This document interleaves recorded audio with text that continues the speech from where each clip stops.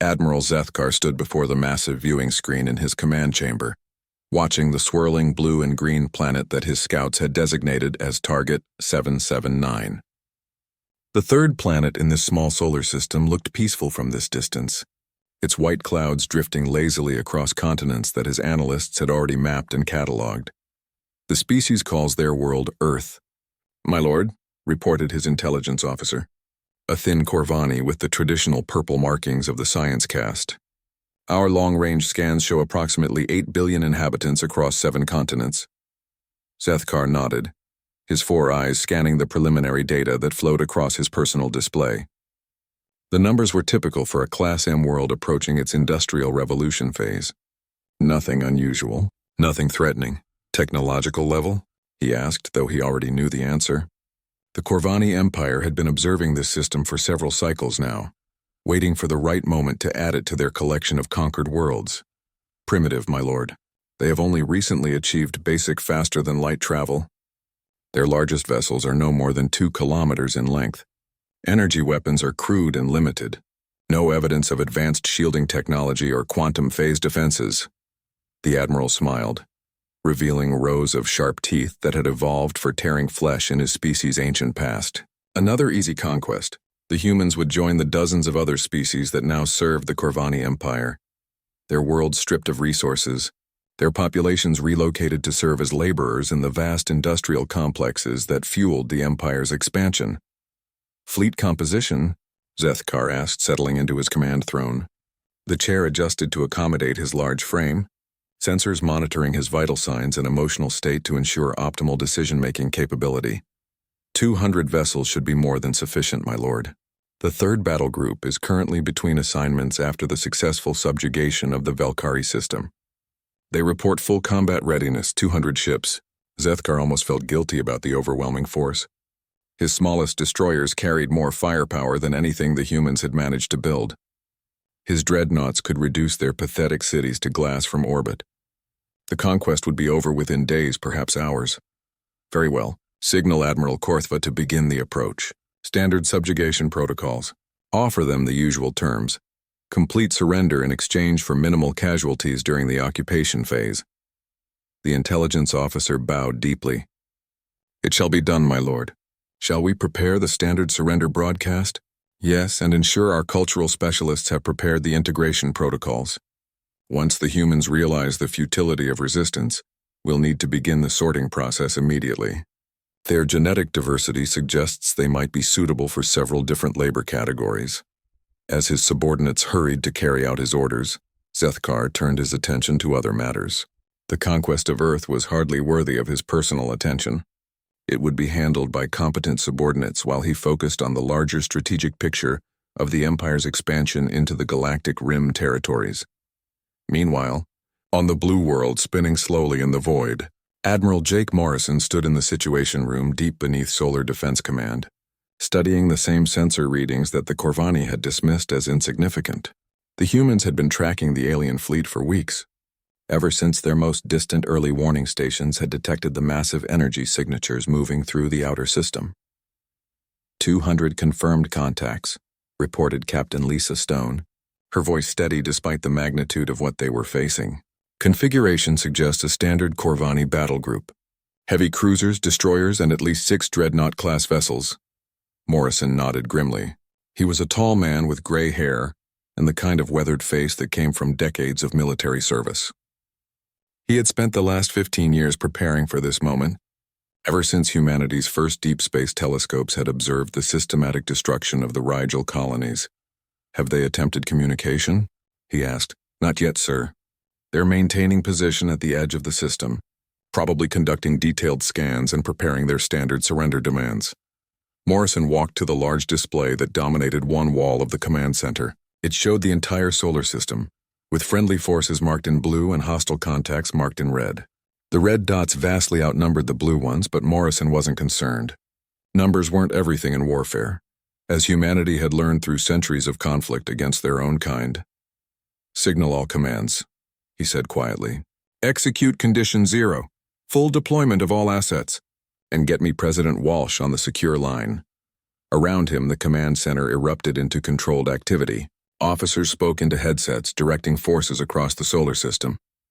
Defense platforms powered up their weapon systems. Stealth satellites adjusted their orbits. Hidden bases throughout the asteroid belt came online, their crews running final system checks on equipment that had been maintained in secret for years.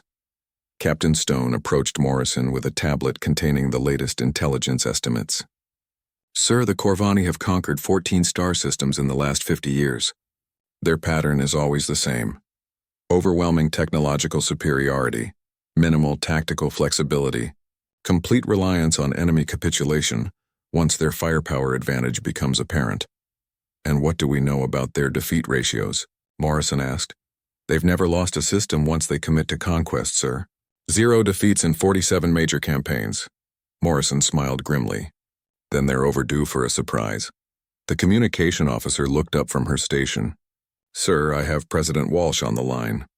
Morrison walked to the secure communication booth and activated the quantum encrypted channel. The face of President Karen Walsh appeared on the screen, her expression showing the weight of the decision they both knew was coming. "Jake, tell me you have good news," she said. "I have realistic news, Madam President. The Corvani fleet is exactly what we expected. Large, powerful, and utterly predictable. They're following the same playbook they've used for decades. And our chances?" Morrison paused, considering his words carefully.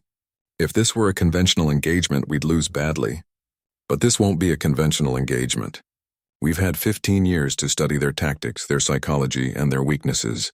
They expect us to act like every other species they've encountered, panicked, desperate, and ultimately submissive, but we won't.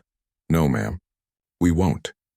We're going to show them something they've never encountered before, a species that specializes in warfare against opponents with superior technology, a species that views deception, sacrifice, and unconventional tactics as standard operating procedures." President Walsh nodded slowly. "Then you have my authorization for full deployment of all military assets. Rules of engagement are unrestricted. Bring our people home, Admiral."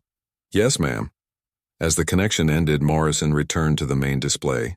The red dots representing the Corvani fleet had begun moving, accelerating slowly toward the inner system. Soon they would demand humanity's surrender. They would offer the same terms they had offered 47 other species: complete subjugation in exchange for survival. But humanity had been preparing for this conversation for a very long time.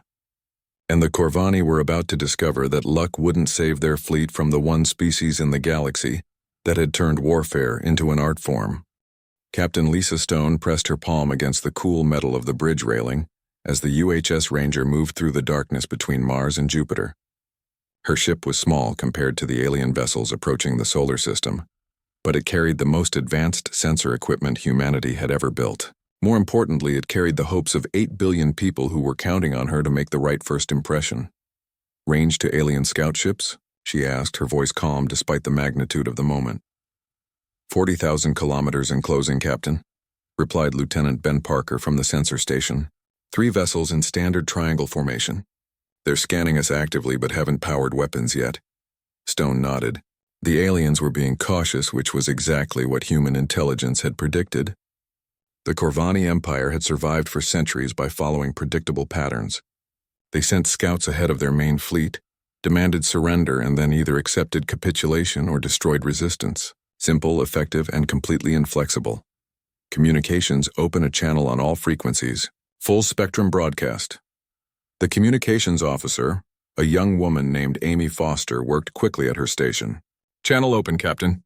"They should receive our signal regardless of their communication technology." Stone walked to the center of the bridge, where the main viewer showed the approaching alien ships. They were sleek and predatory-looking, their hulls covered in the geometric patterns that human xenologists had identified as typical Corvani design philosophy. Beautiful in their way, but carrying enough firepower to reduce her ship to atoms in seconds. "This is Captain Lisa Stone of the United Human Ship Ranger," she said clearly. "We represent the people of Earth and welcome peaceful contact with representatives of the Corvani Empire." The response came quickly, translated by the ship's computer from the complex harmonic language the aliens used. The voice that emerged was cold and mechanical, stripped of emotion by the translation process. "I am Subcommander Vexital of the Corvani Imperial Navy. You will power down your weapons and prepare to receive a boarding party. Your species has been selected for integration into the Corvani Empire. Compliance will result in minimal casualties during the transition process. Stone had practiced this moment dozens of times in simulations. She knew exactly what the alien would say because the Corvani had used the same words with 47 other species. The translation might vary slightly, but the meaning never did. Sub-Commander Vextal, I appreciate your directness. However, humanity must respectfully decline your offer. We prefer to remain independent. There was a long pause. Stone could almost feel the confusion radiating from the alien ships. No species had ever simply said no to Corvani expansion demands. Not without immediate violence or desperate pleading. You misunderstand, human. This is not an offer. This is notification of your species' new status within the Empire. Resistance will result in the elimination of your defensive capabilities and increased casualties during the occupation phase. I understand your position perfectly, Sub-Commander, Stone replied, and I'm sure you understand mine. Humanity chooses to decline your generous offer of subjugation. While she spoke, the Ranger's passive sensors were recording everything. Every energy signature, every structural detail, every communication frequency. The data flowed directly to the analysis computers deep in the ship's core, where artificial intelligence systems compared alien technology to known human capabilities. Commander Pete Davis, the ship's intelligence officer, worked quietly at his station while the diplomatic exchange continued. His screen showed detailed breakdowns of alien shield frequencies, weapon charging patterns, and communication protocols. Everything the aliens had considered secure was being quietly cataloged and transmitted back to Earth via quantum relay. The alien ships are maintaining standard formation, he reported quietly to Captain Stone through her earpiece. No evidence of advanced tactical thinking. They're treating this as a routine surrender negotiation. Stone nodded slightly. Sub-Commander, perhaps we could discuss terms? Surely there's room for negotiation between our peoples. There are no terms, human. You will surrender completely or be destroyed. Those are the only options available to species that encounter the Corvani Empire. I see. And how many species have chosen the first option? All species choose correctly when they understand the futility of resistance. Your weapons are primitive. Your ships are fragile. Your civilization lacks the technology to oppose imperial will. Surrender now and your people will be assigned to appropriate labor categories based on their genetic and intellectual capabilities. Stone exchanged glances with her bridge crew. Every human in the solar system was listening to this conversation, broadcast live across all military and civilian networks. They needed to hear what humanity was facing. They needed to understand that this wasn't a negotiation between equals. Sub-Commander, I appreciate your confidence in your technological superiority. However, I believe you may have some misconceptions about human capabilities. Impossible. Our intelligence analysis is complete and accurate. Your species achieved faster-than-light travel only recently. Your largest weapons generate less energy than our smallest ship's defensive systems. You have no strategic advantages that could threaten Imperial operations. With respect, Sub-Commander, your intelligence analysis may be incomplete. Davis looked up from his station, giving Stone a thumbs-up sign. The Ranger's computers had successfully penetrated the aliens' passive sensor systems, downloading technical specifications that would prove invaluable in the coming battle. The aliens' confidence in their technological superiority had made them careless with their security protocols. Human, you appear to be under the delusion that your species has hidden capabilities. This is a common psychological response to inevitable conquest. We have observed it in many primitive civilizations. The reality is simple: you cannot oppose us. You lack the technology, the numbers, and the tactical knowledge necessary for effective resistance. Perhaps you're right, Sub-Commander, but humanity has one advantage that you may not have considered. Explain. Stone smiled, though she knew the alien couldn't see her expression. We specialize in fighting opponents who are bigger, stronger, and better equipped than we are. We've been doing it for thousands of years. There was another pause, longer this time. When the alien spoke again, there was something different in the translated voice. Uncertainty, perhaps, or the first hint of concern. Your statement lacks logical foundation. Inferior forces cannot defeat superior ones through conventional means. You're absolutely right about conventional means, Sub-Commander. Fortunately, humans rarely do anything conventionally. This conversation serves no purpose. You will surrender immediately or face the consequences of resistance. Stone looked at her communications officer and made a cutting gesture across her throat. The channel closed, leaving the bridge in relative silence except for the hum of electronic systems and the distant sound of the ship's engines. All data transmitted successfully. "Captain," Davis reported, "Earth Command now has complete technical specifications on their scout ships, communication protocols, and standard tactical formations." "Excellent work, Commander. Now let's see if we can give them something to really worry about." Stone activated the ship's internal communication system. "All hands, this is the captain. Prepare for evasive maneuvers. We're about to show our new friends that humans don't surrender easily." On the main viewer, the alien scout ships began closing distance, their weapons systems charging to full power. They expected the human ship to either surrender immediately or put up token resistance before being destroyed. They had no idea that this entire encounter had been carefully planned to extract maximum intelligence while demonstrating human resolve. "Take us into the asteroid field, Lieutenant Parker. Maximum evasion pattern. Let's see how well these Corvani pilots handle flying through a debris field." The Ranger accelerated sharply, diving toward a dense cluster of asteroids that human pilots had been using for navigation training for decades. Behind them, the alien scouts followed, their superior firepower useless if they couldn't get a clear shot. The real war was about to begin. Admiral Morrison stood in the main command center beneath Cheyenne Mountain, watching as dozens of tactical displays showed the movement of forces throughout the solar system. The Corvani main fleet had crossed the orbit of Neptune and was advancing steadily toward the inner system. Their formation was textbook perfect, exactly what every military academy in the galaxy would teach as proper fleet deployment. "They're not even trying to hide their approach," commented Colonel Sam Wright, studying the sensor readings from his position at the tactical station.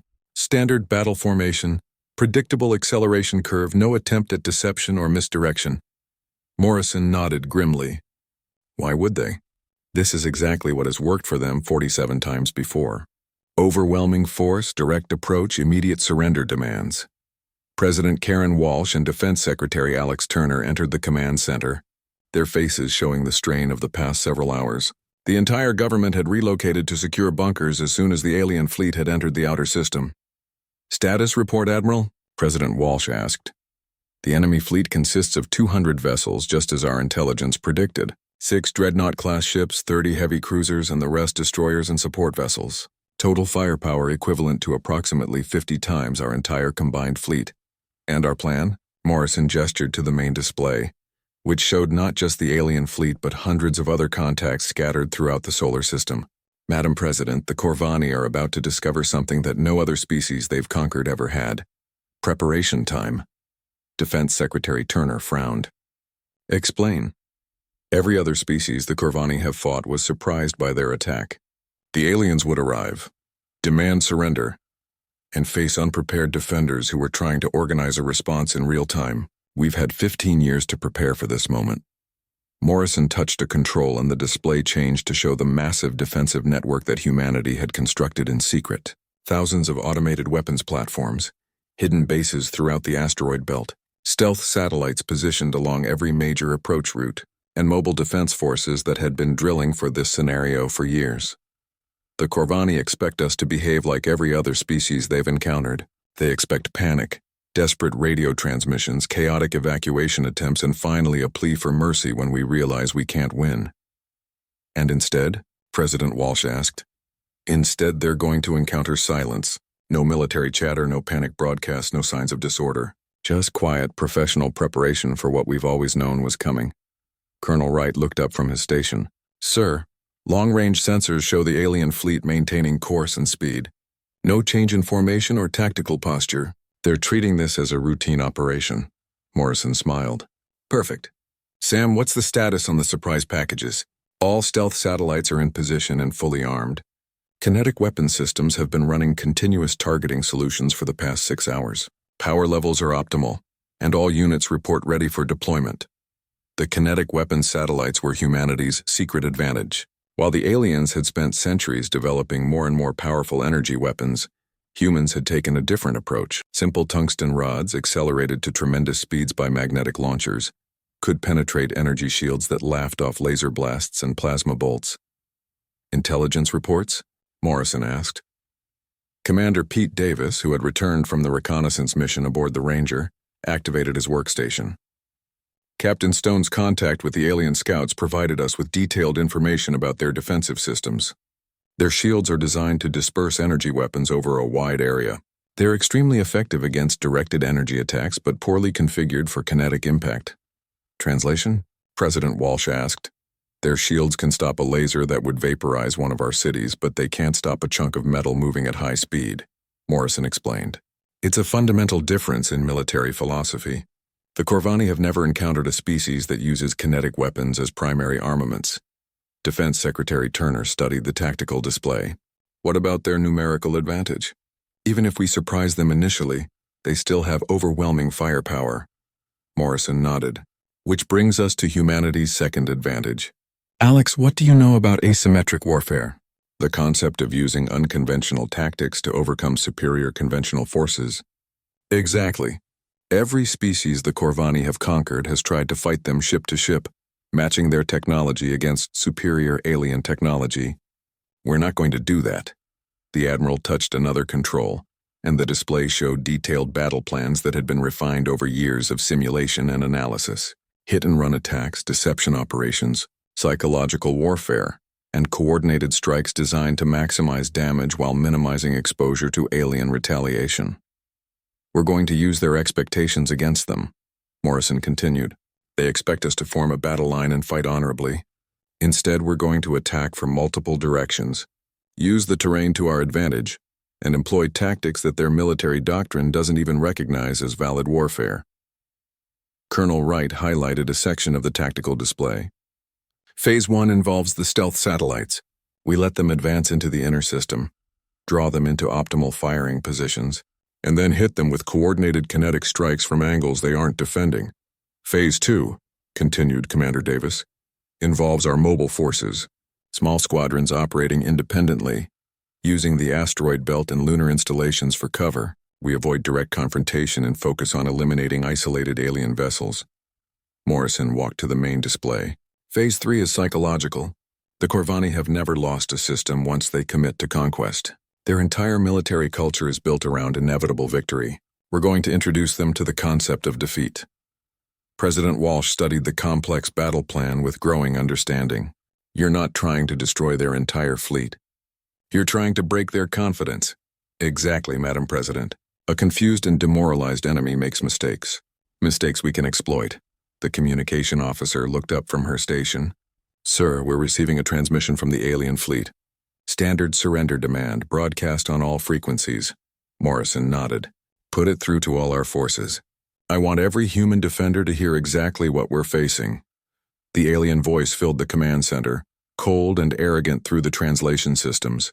People of Earth, I am Admiral Zethkar of the Corvani Imperial Navy. Your system has been selected for integration into the Corvani Empire. You will power down all defensive systems and prepare for occupation. Resistance will result in the elimination of your military capabilities and significant casualties among your population.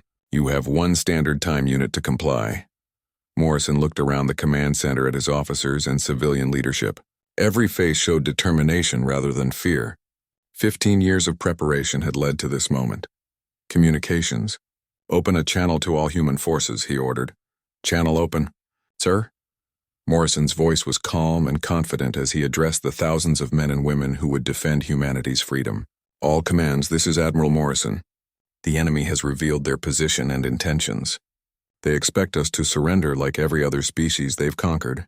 They expect panic, confusion, and capitulation. He paused, looking directly at the camera that would carry his image to every human military unit in the solar system. Instead, we're going to show them something they've never encountered before. We're going to show them what happens when predators hunt predators. All units execute Battle Plan Omega. Make them regret coming to our neighborhood. Across the solar system, thousands of hidden weapons platforms began powering up. Mobile defense squadrons adjusted their positions for optimal attack runs. Human defenders who had trained for this moment their entire careers made final preparations for a battle that would determine humanity's future. The Corvani were about to learn that luck wouldn't save their fleet from the one species in the galaxy that considered warfare an art form. Admiral Zethkar stood on the bridge of his flagship. the massive dreadnought conquest of stars watching the pathetic human response to his ultimatum. A single line of 50 small vessels had formed up between his fleet and the blue planet they called home. The formation was ragged, almost amateur, lacking the precise geometry that marked a professional military force. 50 ships, he mused to his tactical officer, against 200. Do they truly believe this token force will delay our conquest? Sub-Commander Kextai checked his readings and shook his head in disbelief. My lord, their largest vessel masses less than one of our destroyers. Energy readings suggest primitive fusion drives and basic energy weapons. This will be over in minutes. The human fleet was led by a vessel that identified itself as the UHS Defiance, under the command of Captain Ben Parker. The human captain had responded to Zethkar's surrender demand with what the universal translator indicated was a mild profanity followed by a polite invitation for the Corvani to attempt their conquest. Form. Standard attack formation, Zethkar ordered. Alpha pattern, maximum firepower concentration. Let us demonstrate why resistance is futile. The Corvani fleet smoothly shifted into their traditional battle formation. Dreadnoughts in the center. Heavy cruisers forming the flanks, destroyers screening the advance. It was a formation that had destroyed the defensive fleets of 47 different species.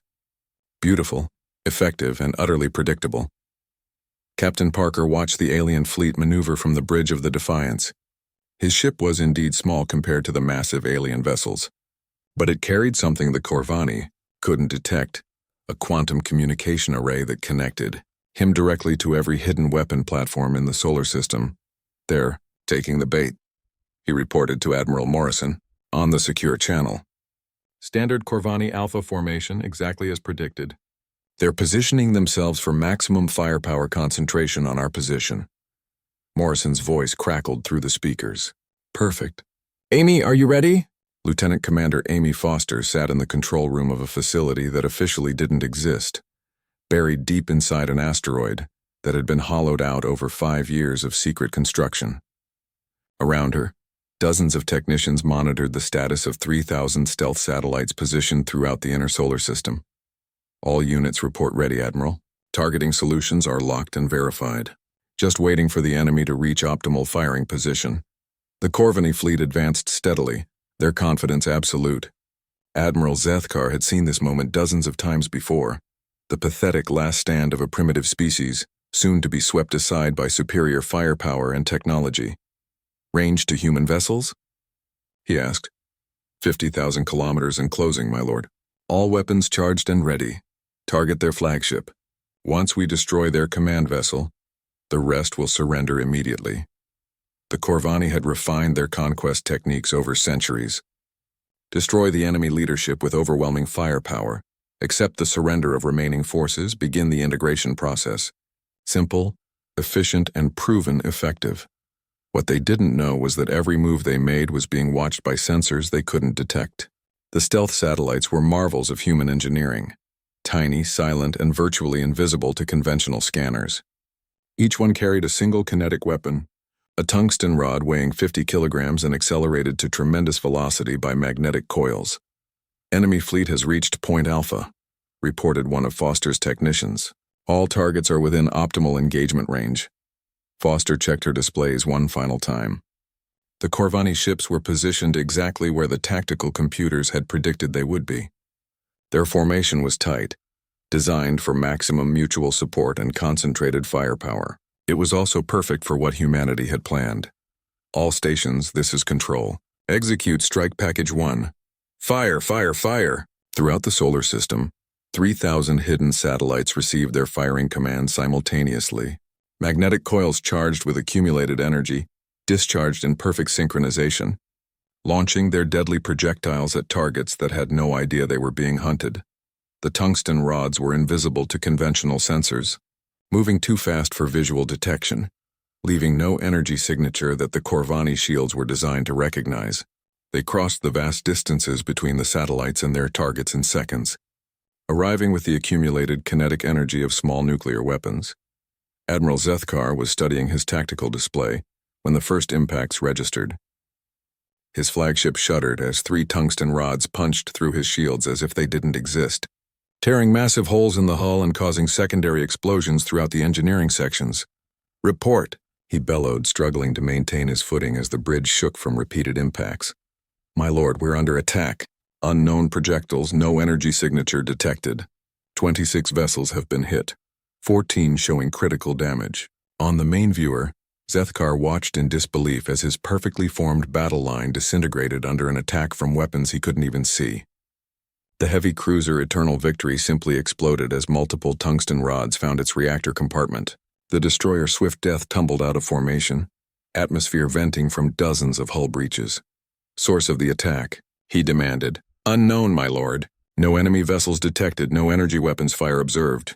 The projectiles appear to be coming from multiple directions simultaneously." This was impossible. The Corvani had sophisticated sensors that could detect any vessel within 100,000 kilometers. Their shields could stop energy weapons powerful enough to crack planets. Yet they were being destroyed by attacks they couldn't see coming. Captain Parker watched the alien fleet's formation collapse with grim satisfaction. The first phase of humanity's defense plan was working exactly as intended. The aliens were confused, their defensive formation broken, their confidence shattered. "All human vessels, this is defiance," he broadcast to his small fleet. "Execute Maneuver 7. Show them what real spaceship combat looks like." The 50 human ships suddenly scattered in all directions, abandoning their defensive line and splitting into small squadrons that dove toward the nearest cover. Some headed for the asteroid belt, others toward lunar orbital installations, all of them refusing to engage in the kind of direct confrontation the Corvani expected. Admiral Zethkar watched the human ships disappear into the cluttered space around their planet, taking advantage of terrain that his larger vessels couldn't safely navigate. This wasn't how space combat was supposed to work. Fleets formed battle lines and exchanged fire until one side was destroyed or surrendered. They didn't scatter like frightened animals and hide behind space rocks. "Pursue them," he ordered. "All ships break formation and eliminate the human vessels individually." It was exactly what the human defenders had hoped he would do. The moment the Corvani fleet broke apart to chase individual human squadrons, they lost their mutual support and became vulnerable to the next phase of humanity's plan. Lieutenant Commander Foster checked her displays and smiled grimly. The alien fleet had taken significant casualties in the first strike, but more importantly, they had abandoned their defensive formation. Now they were scattered across millions of cubic kilometers of space, trying to hunt down human ships that knew this battlefield far better than they did. All satellite networks, this is control. Execute Strike Package 2. Target isolated enemy vessels. Make every shot count.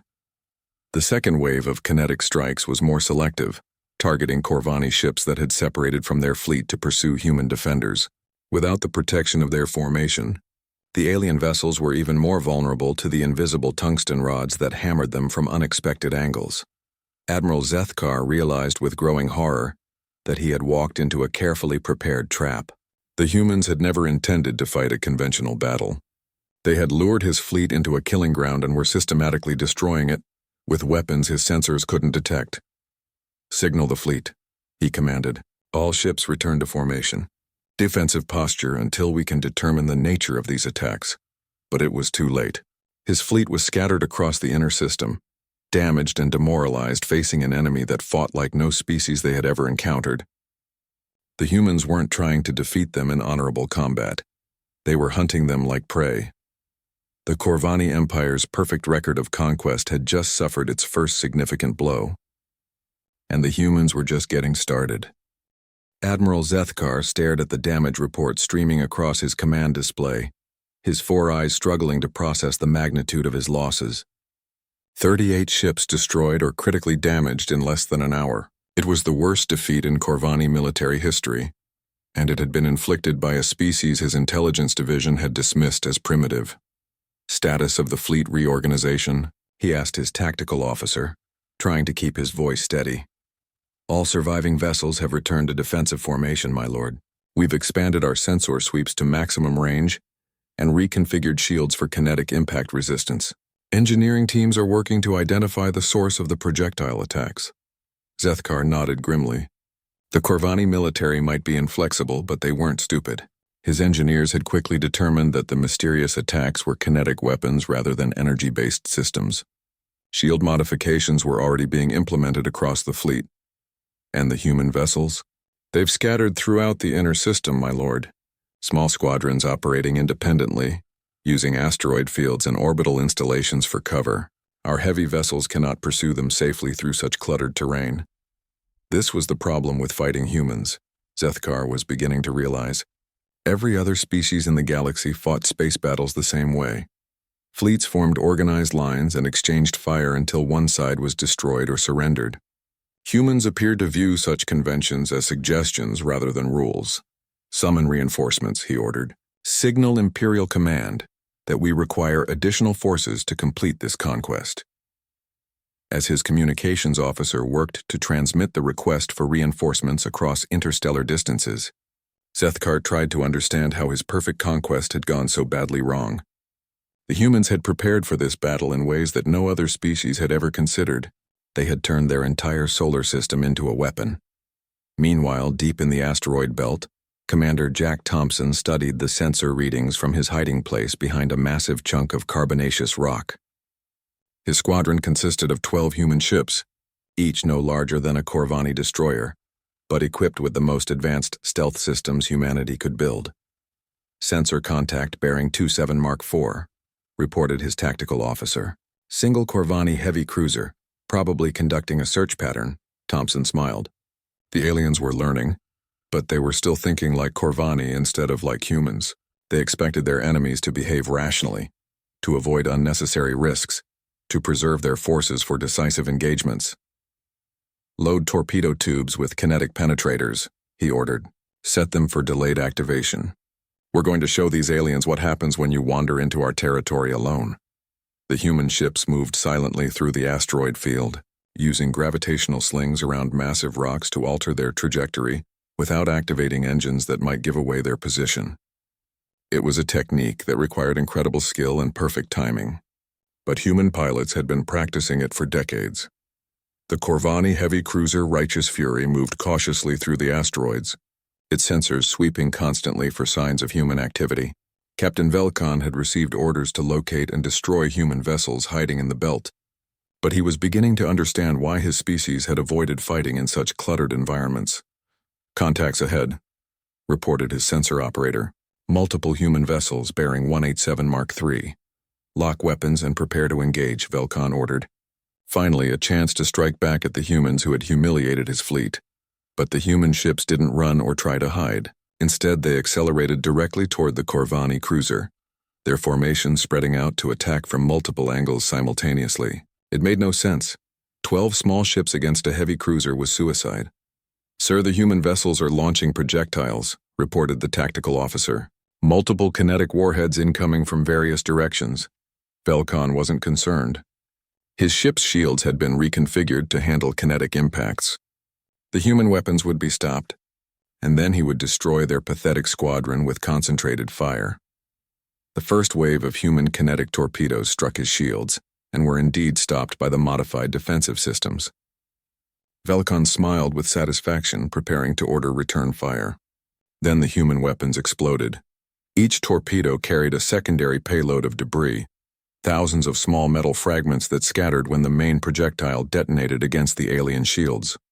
The fragments were too small and numerous for the shield systems to track, and they passed through the defensive barrier like rain through a net. Hull breaches throughout the ship, his damage control officer reported. Multiple systems offline. Engineering reports catastrophic damage to primary power distribution. Commander Thompson watched the alien cruiser tumble out of control, atmosphere venting from hundreds of tiny punctures in its hull. It wasn't destroyed, but it was no longer a threat to human forces. New contact, his sensor officer reported. Corvani destroyer squadron moving to assist the damaged cruiser. Perfect, Thompson replied. All ships prepare for hit-and-run attack pattern 7. Let's teach these aliens about the dangers of predictable rescue operations. The human squadron disappeared deeper into the asteroid field, leaving sensor ghosts and false contacts behind them. The Corvani destroyers would spend hours searching for enemies that were no longer there, while Thompson's ships repositioned for their next ambush. On Earth, Admiral Morrison watched the tactical display with growing satisfaction. Human forces throughout the solar system were reporting successful engagements against isolated Corvani vessels. The aliens were learning to adapt their technology, But they couldn't adapt their thinking fast enough to counter human creativity. Status report from all commands, he ordered. Asteroid belt squadrons, report 9 successful attacks on enemy vessels. Reported Colonel Wright. Lunar Defense Force has eliminated 3 destroyers attempting to establish orbital positions. Mars garrison has successfully defended against enemy reconnaissance attempts. Morrison nodded. The humans were fighting the kind of war they understood. Asymmetric, unconventional, and completely unpredictable. Every engagement was different, every tactic designed to exploit specific enemy weaknesses. Intelligence reports? He asked. Commander Davis looked up from his analysis station. The enemy is learning, sir, but slowly. They've modified their shields for kinetic resistance and are maintaining tighter formations. However, they're still following predictable patterns. Their culture emphasizes order and discipline over tactical flexibility, which means they're adapting their technology but not their doctrine. We can stay ahead of their countermeasures as long as we keep changing our approach. Morrison smiled grimly. Then let's give them something completely new to worry about. Sam, what's the status on the Lunar Mass Driver project? Colonel Wright checked his secure displays. Fully operational, sir. We can deliver tungsten rods up to cruiser-killing size anywhere in the inner system with pinpoint accuracy. And the Mars orbital platforms? Ready for deployment. 43 independent weapon systems, each one capable of sustained fire against multiple targets. Morrison looked at the main tactical display, where the scattered Corvani fleet was trying to regroup, while human forces harassed them from every direction. The aliens were brave and their technology was impressive, but they were fighting a war they didn't understand against an enemy that specialized in impossible victories. All commands, this is Morrison. Execute Phase 3. Show them what happens when humans get serious about warfare. Throughout the solar system, hidden weapon platforms that had remained silent during the initial engagement began powering up. The humans had been holding their heaviest weapons in reserve, letting the enemy believe they understood the scope of Earth's defenses. Admiral Zethkar was about to discover that the devastating attack that had crippled his fleet was just the opening move in a much larger game. The humans weren't just defending their world, they were systematically dismantling the most successful military force in the galaxy, and they were just getting started. Dr. Rachel Morris sat in her underground laboratory, surrounded by displays showing psychological profiles of every Corvani officer the humans had managed to identify. As Earth's leading expert on military psychology, she had spent years studying the mental patterns of various alien species. Now her research was being put to its ultimate test. The Corvani military culture is built on absolute certainty, she explained to Admiral Morrison over the secure video link. They've never lost a major engagement. Their entire identity as a species is wrapped up in military superiority and inevitable conquest. Morrison leaned forward in his command chair.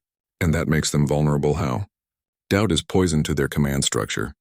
They literally don't have protocols for dealing with defeat because defeat isn't supposed to be possible.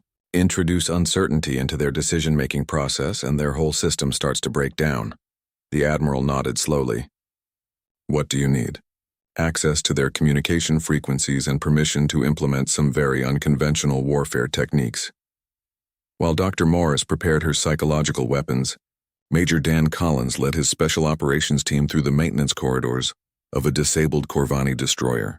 The ship had been crippled during the previous day's fighting and left drifting while its crew attempted repairs. What they didn't know was that humans had a very different definition of disabled than most species. Charges placed on primary power coupling, whispered Sergeant Nicole Green through the comm system. Ready for detonation on your command.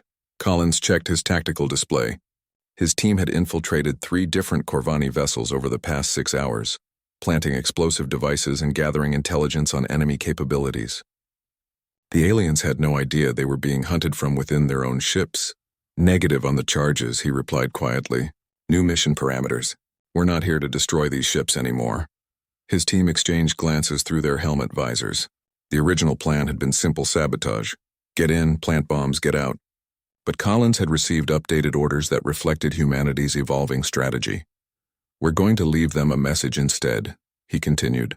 Something that will really mess with their heads. Back in the command center, Admiral Morrison watched as Dr. Morris began her first broadcast to the Corvani fleet. She had studied their language, their cultural references and their psychological vulnerabilities for years. Now she was going to use all of that knowledge to wage war on their minds. "Attention Corvani forces," her voice said in perfect alien dialect, broadcast on frequencies the enemy thought were secure. "This is Dr. Rachel Morris of Earth Defense Command. I wanted to personally congratulate you on your impressive performance so far." Admiral Zethkar looked up sharply from his damage reports as the human transmission filled his bridge. How had they penetrated his secure communications, and why was a human doctor addressing his military forces? "In 47 previous conquests you have demonstrated remarkable consistency," the human continued.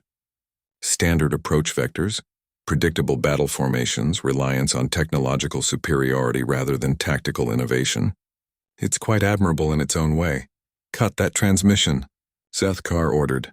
"Unable to comply, my lord," his communications officer reported. "The signal is penetrating our security protocols through multiple pathways simultaneously. They appear to have complete access to our communication systems." Dr. Morris continued her broadcast, her tone remaining conversational and almost friendly. "Of course, consistency can become predictability, and predictability can become vulnerability. I'm sure you're beginning to understand this concept." Around the Corvani fleet, individual ship commanders began looking at each other with growing uncertainty. The human was discussing their tactics like a teacher correcting a student's homework. It was humiliating and somehow more disturbing than direct threats would have been.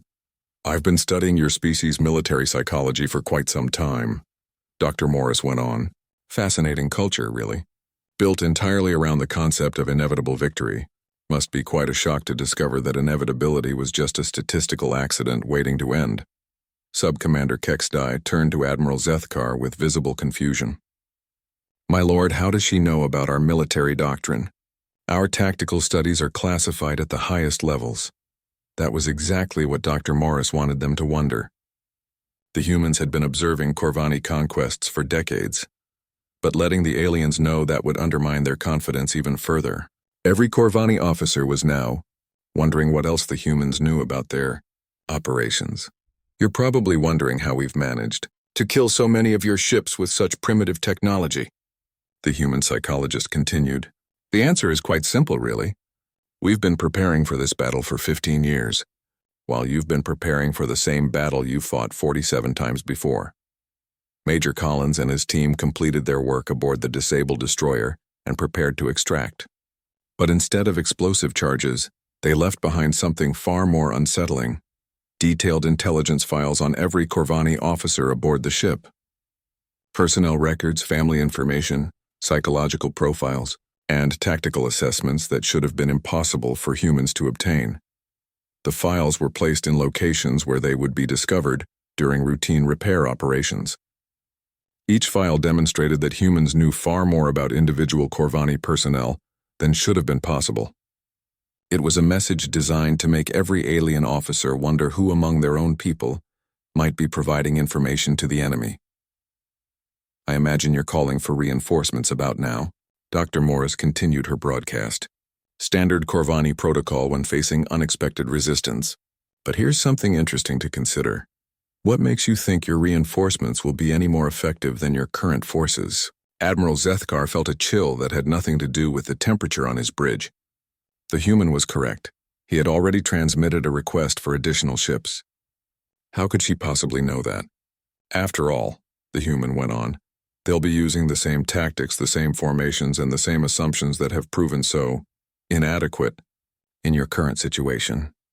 The word inadequate hit the Corvani commander like a physical blow. No one had ever described Corvani military performance as inadequate. Their forces were the most successful conquest fleet in galactic history. "Oh, and Admiral Zethkar," Dr. Morris said, addressing him by name. "I wanted to personally thank you for maintaining such predictable formation patterns. It really makes our targeting calculations much simpler." The fact that she knew his name, knew his rank, and was speaking directly to him sent a wave of paranoia through the alien commander.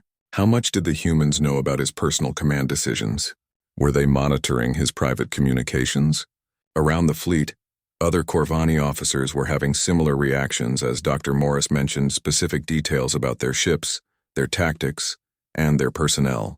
The humans seemed to know everything about their operations. while the Corvani knew almost nothing about human capabilities. "I suppose you're wondering when we're going to attack you again," the human psychologist continued. "The answer is we never stopped attacking. You just haven't figured out all the ways we're hurting you yet." As if summoned by her words, reports began flooding in from ships throughout the Corvani fleet. Systems failures, equipment malfunctions, and mysterious problems that had no obvious cause.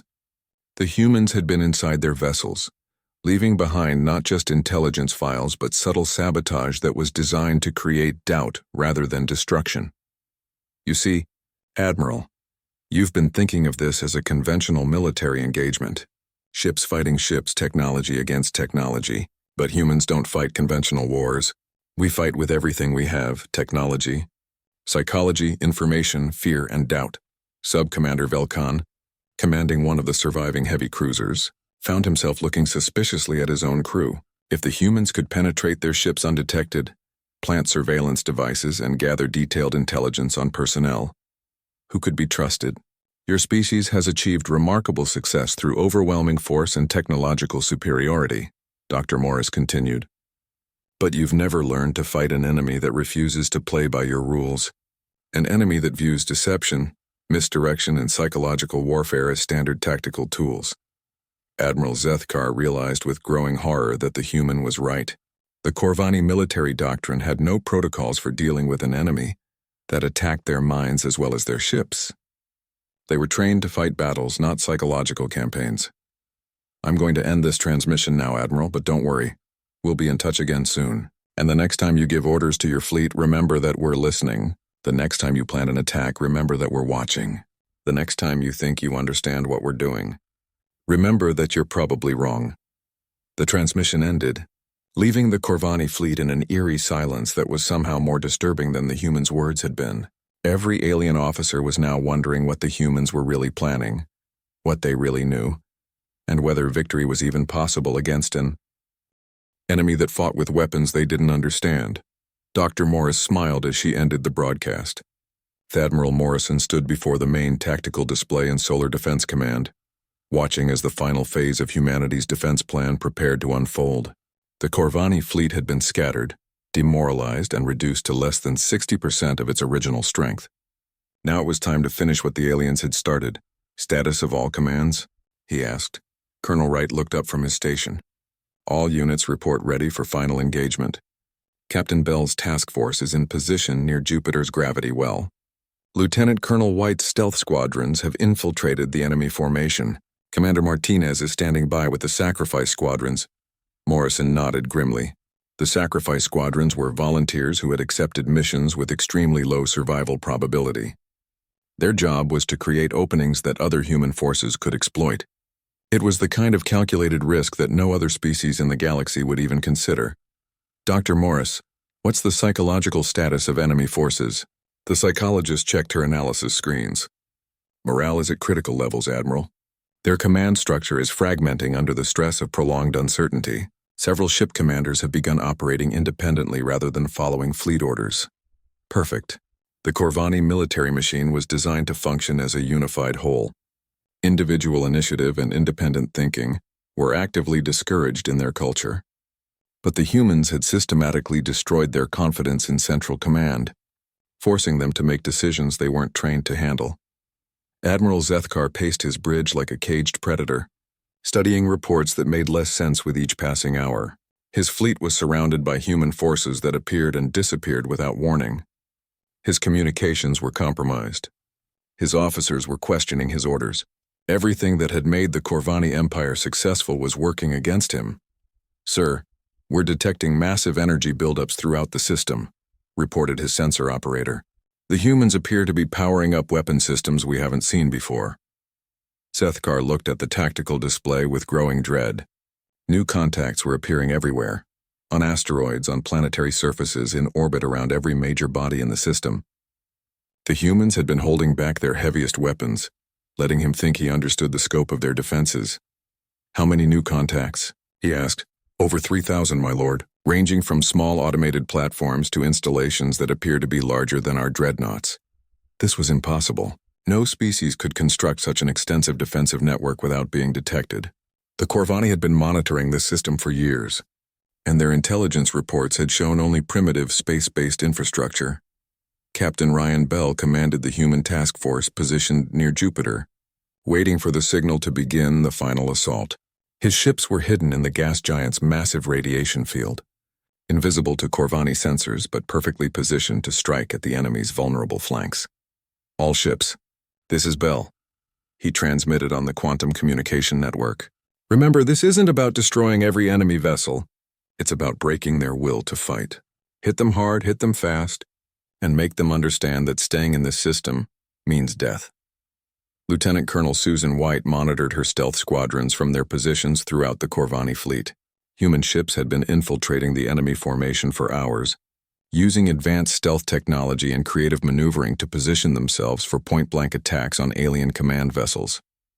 Target priority is enemy flagships, she reminded her squadron commanders. Take out their admirals and senior officers. Make the survivors choose between certain death and retreat. The signal came at precisely 14:30 Earth Standard Time.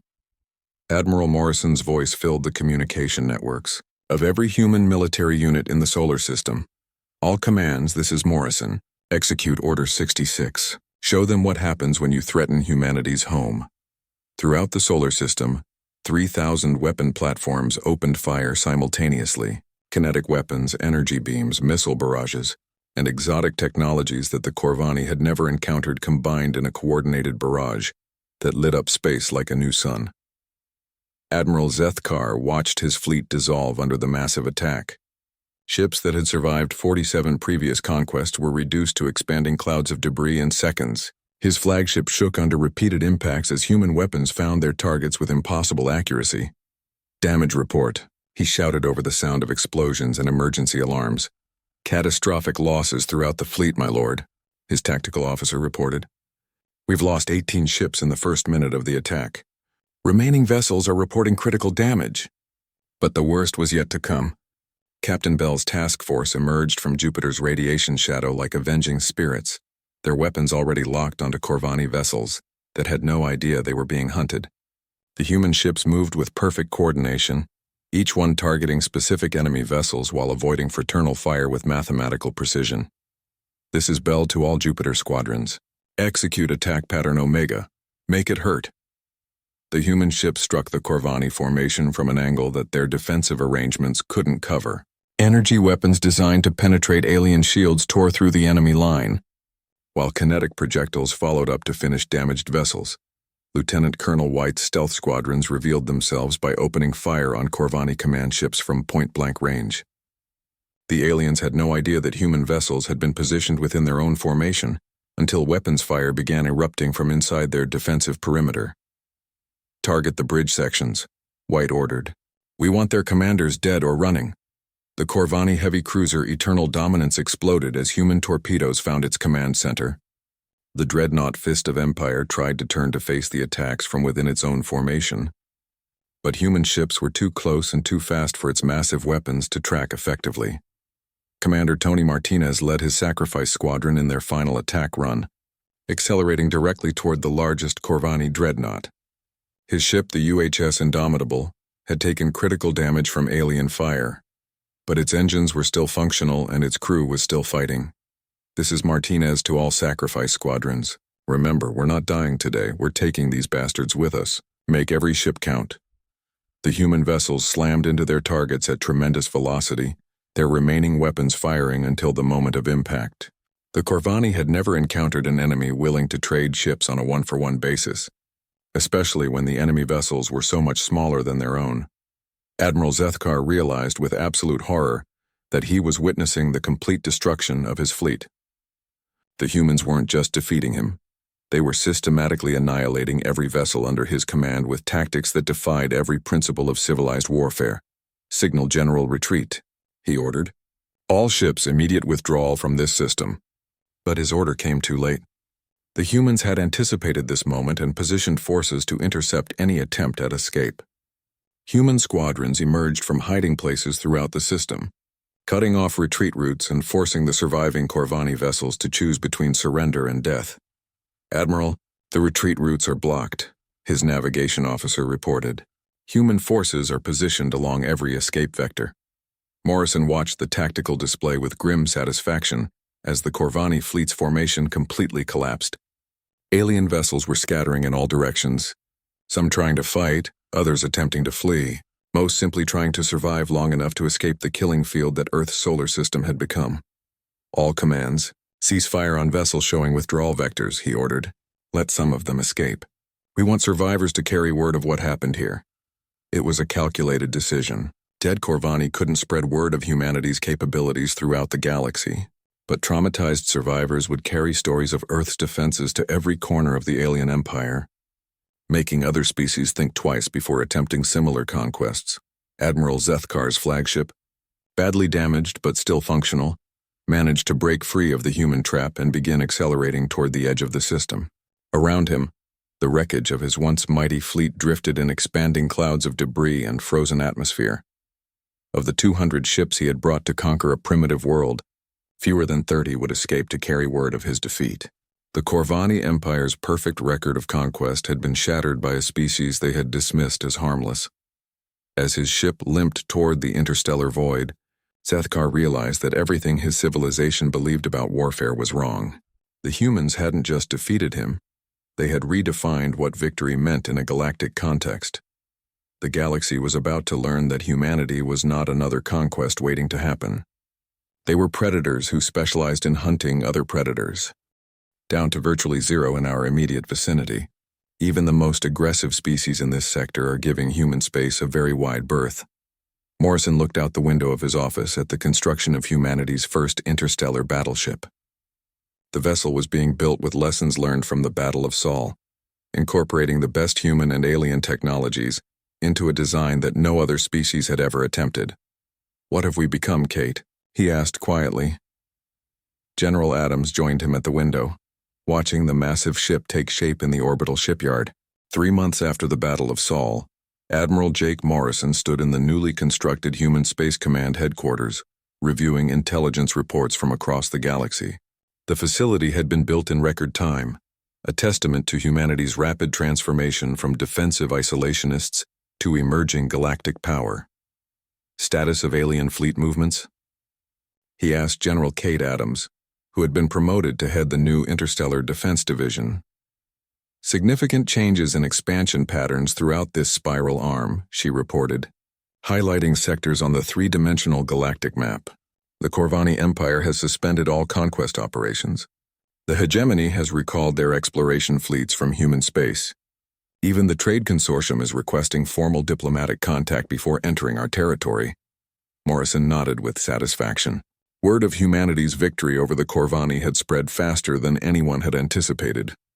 The surviving alien officers had returned to their empire with stories that were being dismissed as impossible by some and taken very seriously by others. Admiral Zethkar sat in a detention cell on the Corvani homeworld, awaiting trial for the greatest military disaster in his species' history. His testimony had been recorded and distributed throughout the Corvani Empire, but few believed his accounts of human tactics that seemed to violate every principle of civilized warfare. "You claim the humans used psychological attacks on our fleet," said Interrogator Prime Caxwell, reviewing the official record of Zethkar's defeat. "Explain how this is possible." "They studied us," Zethkar replied, his voice hollow with the memory of his humiliation. "For decades, they observed our conquests and analyzed our methods.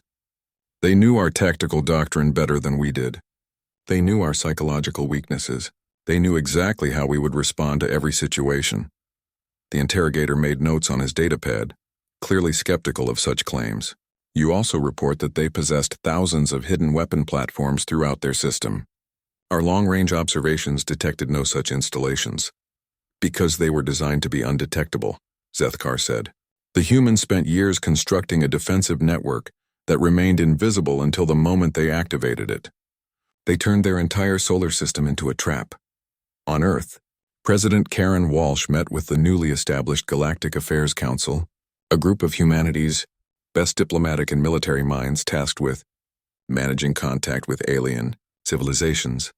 Reports from our deep space monitoring stations indicate that at least 12 different species have altered their expansion plans to Avoid human territory, reported Ambassador Lisa Stone, who had been promoted from her position as a starship captain to head the new diplomatic corps.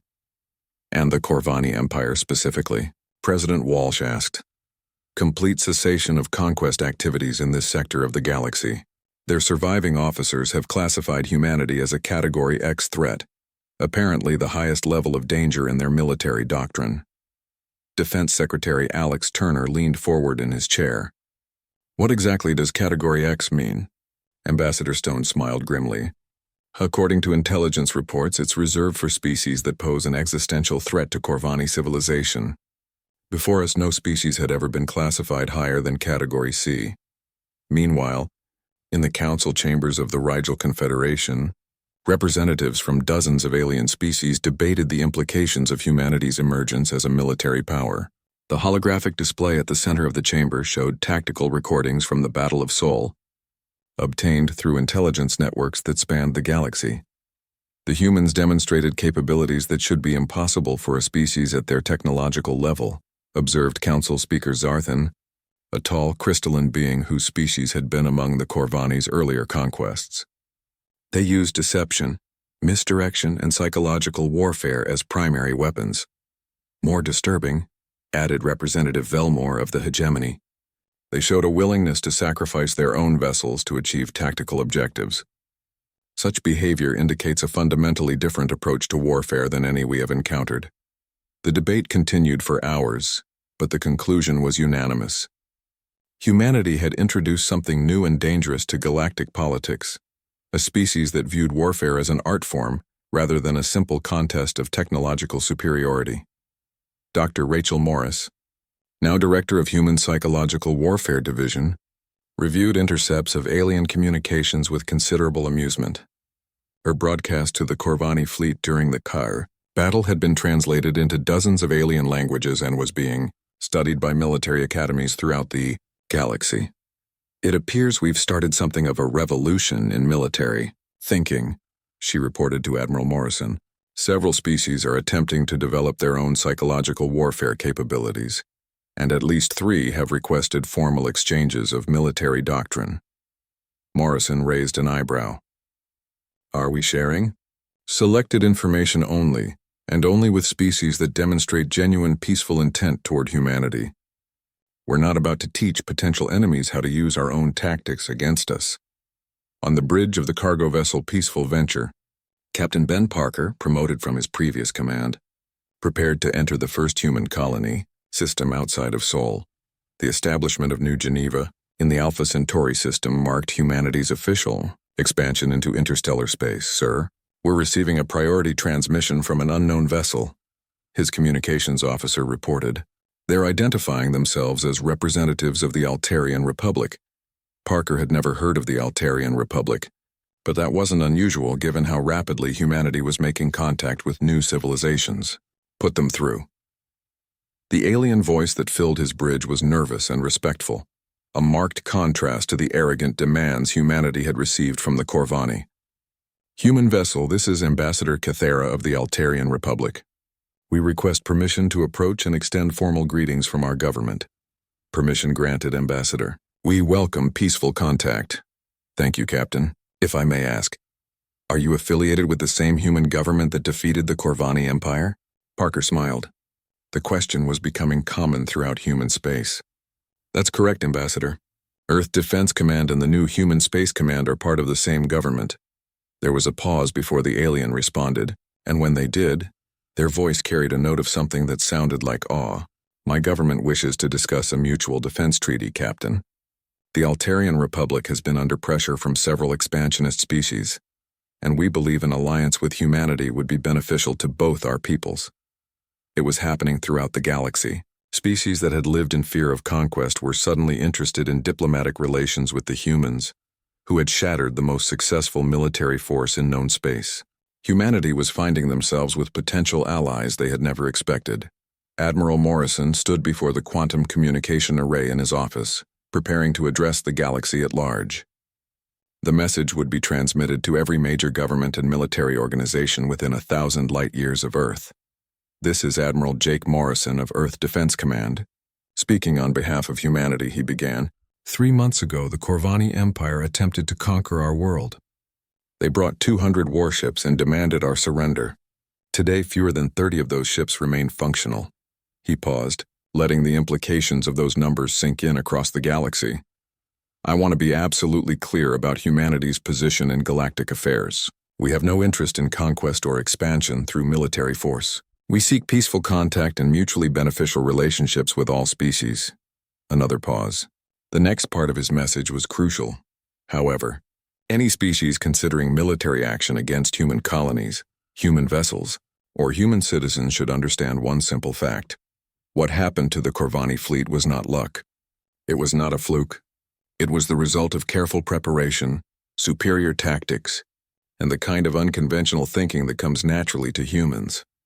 The message continued for several more minutes, outlining humanity's diplomatic principles and defensive capabilities. But the core message was simple. Humans were not conquerors, but they were not prey either. Throughout the galaxy, alien governments received the transmission and began reevaluating their intelligence estimates of human capabilities. The species that had dismissed Earth as a primitive backwater were suddenly requesting detailed analyses of human military doctrine. General Adams reviewed the latest reports with satisfaction. 16 species have requested formal diplomatic relations in the past month, she told Morrison. 4 have offered military alliances. 3 have specifically requested assistance in developing their own defensive capabilities. And potential threats?